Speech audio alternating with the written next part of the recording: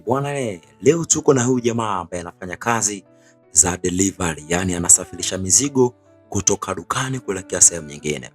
Huyu jamaa anaiwinda familia moja ya kitajiri, lengo lake ni kulipiza kisasi, na hiyo familia bwana ni baba yake kabisa.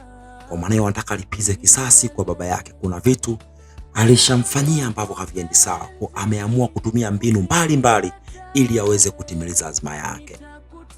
Basi movie yetu inaanzia hapa. Jamaa alikuwa zake nyumbani anatengenezwa na mke wake ili aende akapambane, aweze kuleta chochote kitu nyumbani. Kumbuka mke wake ni mjamzito na hawezi akachelewa wala akafanya chochote ambacho kwa tofauti.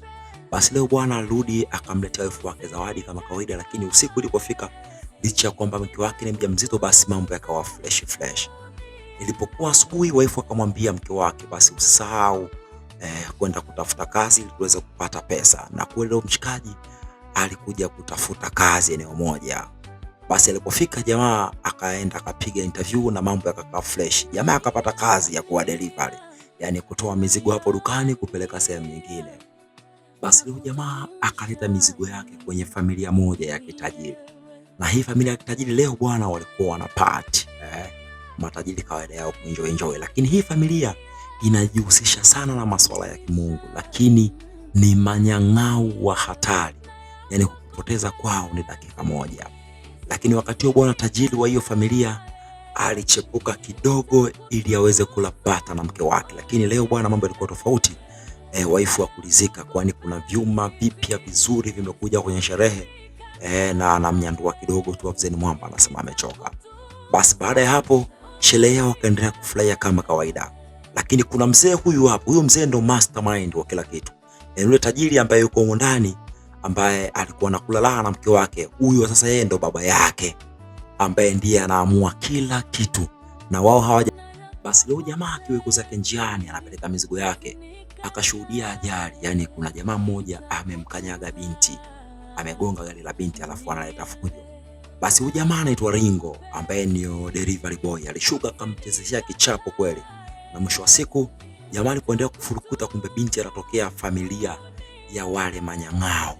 Mwisho wa siku company kaja ikamchukua na jamaa ambaye ni Ringo akaondoka zake kwenye familia ya kitajiri. Sasa huyu jamaa leo yuko na demu mwingine, achana na mke wake, yuko na zake anakula bata. Wakati huo wanakuja watumishi wake wenzake, wana dini yao wa jamaa wanasalia hapo ndani.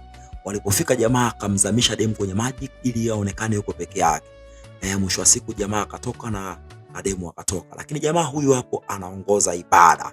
Hawa jamaa tujui ni dini ya Kikristo, ni dini ya dhehebu gani, ya Kiislamu au vipi, lakini wajua wana dini yao. Wakati huo barabarani wanakosi lao wanaendelea kufanya fujo, yani wao wakiamua kupola mali fresh. Na leo bwana jamaa Ringo alikuwa ameleta mzigo kwa binti aliyemsaidia jana, na yeye alikuwa hajui kwamba ndo binti aliyemsaidia jana. Basi alipofika akapokelewa kama kawaida, akaingia mpaka ndani, akaweza kukabidhi mzigo wake na pesa yake akalipwa. Lakini Ringo alikuwa amemgundua binti kana kwamba huyu ndio yule ambaye nilimsaidia jana. Na jamaa akamwambia, "Oya vipi, wewe ndio ulipata jana?"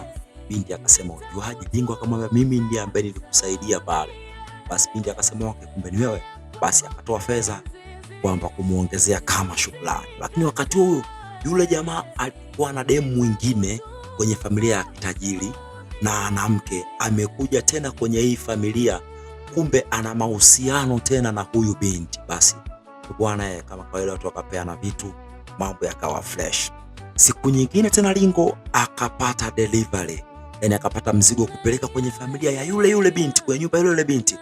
Basi leo alipofika bwana kama washaanza kuona kidogo, akapiga story, binti ametoka kabisa, unaona kabisa amekuja nusu fulani kama mitego kwa kijana. Kumbuka yeye anatembea na limzee, inawezekana limzee sasa alimkazi fresh, kwa anaona basi ni chance yangu kuweza kutoka na vijana. Lakini binti kwa bahati mbaya nyumba yake ilikuwa inavuja maji, bomba alijakaza fresh. Basi mshikaji akaingia akamfungia, bomba likaacha kuvuja maji. Lakini wakati huo binti anabadilisha nguo, Ringo akawa na cheki pembeni kama vile aone, akapata kahawa na mambo mengine yakaendelea. Ringo anazidi kuwa jirani na huyu binti, na huyu binti yeye ana uhusiano na ile familia ya kitajiri. Basi mwisho wa siku mazoea yakazidi. lakini wakati huo jamaa naye ni handsome. Kwa binti kwa namna moja ama nyingine anavutiwa. Lakini sio binti tu, hata mshikaji mwenyewe akawa anavutiwa na binti. Na binti anakaa kimitego mitego, lakini ukipiga hesabu hiyo binti bwana ni mlembo. Inaitwa sukari yao. Basi Lingo akawa anasindikizwa na binti kwa tabasamu mlua, lakini wasijue kuna watu wanawafuatilia. Bwana Lingo na yeye alikuwa amenusa kuna watu wanawafuatilia, akaweza kuondoka pale. Lakini wakati huo yule jamaa ambaye ni muongoza ibada mara na mademu, leo anafokewa na baba yake. Baba yake anamwambia, mimi sifurahishwi sana na hiyo tabia yako, mpaka mapolisi wamesha kujua wewe una tabia gani. Mshikaji anasimamia mpaka magenge ya madawa ya kulevya. Sasa hicho kitu mzee hataki, na maana vitu vifanyike kwa siri siri. Leo bwana kuna ibada inaendelea, mshikaji anaendesha ibada. Yaani kumbe bwana kuna watu wanajificha kwenye vivuli vya dini. Lakini alipokuwa yupo kwenye ibada yake hapo hapo, mpambe wake mmoja akaja akamwambia, bwana demu wako alikuwa analiwa na delivery boy. Kumbe kitu hicho sio kweli. Moja kwa moja ile shetani likamfuata binti. Bwana lilimpiga nusura ya kumuua. Lakini binti alipokuwa amezidiwa hajitambui, mshikaji alichokifanya akawaambia wenzake, emu tuondoke. Na yeye alijua kana kwamba ameshaua. Lakini yule Lingo alikuwa hajaondoka, alikuwa hajaenda mbali, kwa nilishajua wanafuatiliwa. Lingo alichokifanya akapita juu ya fence kuweza kuingia ndani ya binti. Na kweli alipofika akakuta binti hali yake sio nzuri. Lakini wakati huo jamaa likarudi kwa mzee wake likasema, baba naomba unisamehe sana, mimi nimeweza kuua. Baba anashtuka, wewe unawezaje kuua tena? Tabia yako hiyo nimeshakukataza, ina maana hufai kuongoza ibada. Muda wote mwili wako na mikono yako imeweza kujaa damu. Haufai kabisa kuongoza ibada. Mshikaji akasema, baba naomba nisamehe. Lakini mzee bwana akamsamehe. Wakati huo binti amepewa huduma ya kwanza na Lingo. Anashtuka machoni pake, mtu wa kwanza kumuona alikuwa ni Lingo.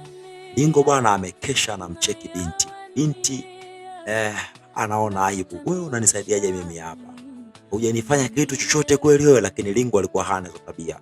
Alichokifanya ni kuweza kumsaidia kwa sababu alishajua yule mzee alipoingia pale, ule uingio ulikuwa sio salama. Lakini wakati huo alishajua kuna mtu anamfuatilia akiwa yupo mule ndani. Kwa alijua tu mazingira yale sio salama. Basi binti pale pale akampenda sana mshikaji, licha ya ugonjwa aliokuwa nao. Pale pale ikawa mahaba ni we mahaba moto moto.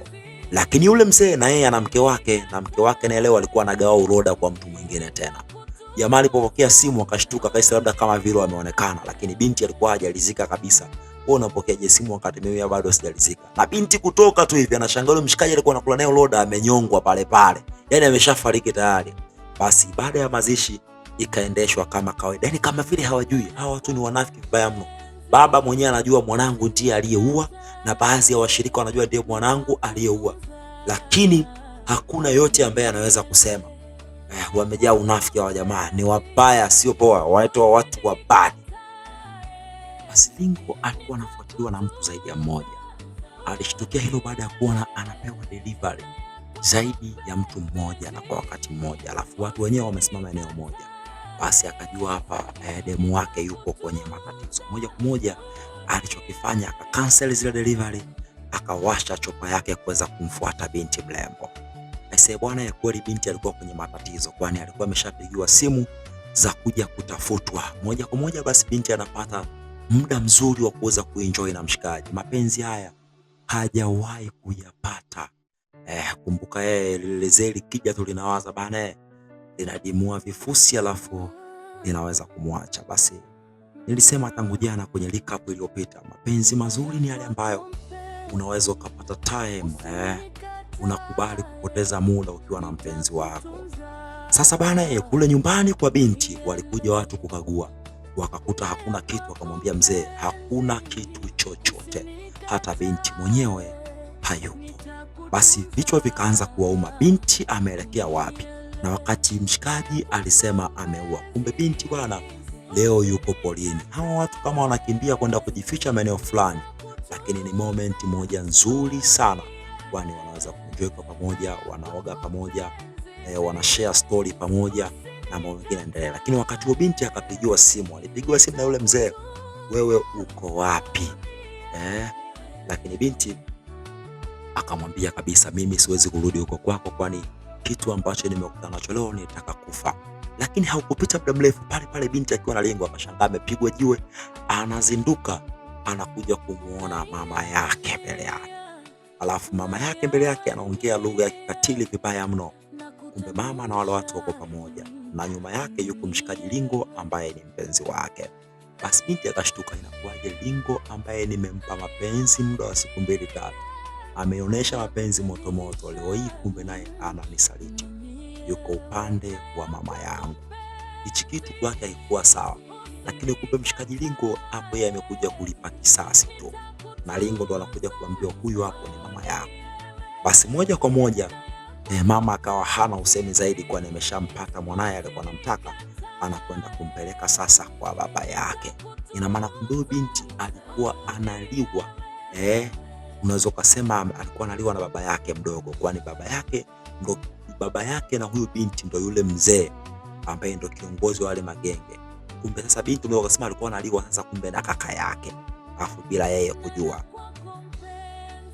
Basi mama hakuweza kuchelewa, moja kwa moja akamchukua binti pamoja na Lingo wakaelekea kwenye nyumba ya mzee. Na walipofika kwenye nyumba ya mzee, basi mama akawa anamtambulisha kijana wake, anakuambia bwana, ni kazi aliyofanya ni huyu jamaa Lingo. Basi mzee akawa anatoa sifa kemkem kwa Lingo, lakini wakati huo mzee alikuwa hamkubali Lingo hata siku moja. Moja kwa moja Lingo alichofanya akawapiga shaba walinzi wake wote, alafu mzee akabaki peke yake. Alipomfuata mzee hakumchelewesha, naye akamchapa shaba. Alipomchapa shaba mama akashtuka, mama akasema unamuaje mzee? Mama naye akamnyoshia risasi Lingo. Basi wakajibizana kwa risasi mama pamoja na Lingo, lakini Lingo hakukubali kana kwamba yule binti aweze kupigwa shaba. Lakini binti bana ndipo akaja kugundua huyu mshikaji alikuwa ananisaidia ni mimi hapa. Basi binti leo akafungasha mizigo yake na akaweza kuondoka kuelekea mbali zaidi, lakini zile moment akizikumbuka bwana zinamtia hasira zaidi. Lakini wakati huo mshikaji amekufa, amelipa kisasi sawa, lakini ameacha mwanamke ambaye ni mjamzito bwana. Hii ni Benard Cinema, bye bye.